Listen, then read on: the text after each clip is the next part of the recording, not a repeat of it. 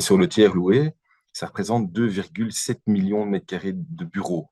100 000 mètres carrés de 2,7 millions, le calcul est vite fait, c'est 4% de taux de vacances. 4% de taux de vacances, ça peut paraître beaucoup, mais dans le monde de l'immobilier, et principalement dans le privé, c'est un chiffre tout à fait acceptable. Quand on a un bâtiment inoccupé, ça ne veut pas dire que le bâtiment est inutile. C'est simplement que le bâtiment n'est pas occupé pour le moment en attente de transformation, en attente d'aménagement type New Ways of Working, en attente d'optimaliser les surfaces pour mettre encore plus d'agents publics par étage. C'est des périodes de transition qui font qu'à un moment donné, quand certains départements se regroupent dans d'autres bâtiments, ben, ils vident des espaces là où ils étaient, en attendant que ces espaces soient aménagés, adaptés, pour pouvoir accueillir d'autres départements publics, au moins 2 jours semaine, le personnel est en télétravail.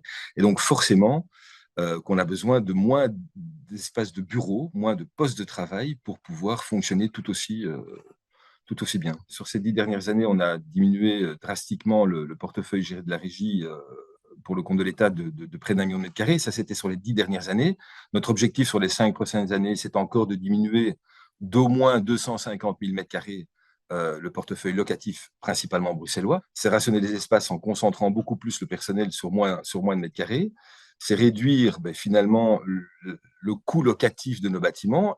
Et troisièmement, et non des moindres, c'est diminuer l'empreinte immobilière de la régie des bâtiments.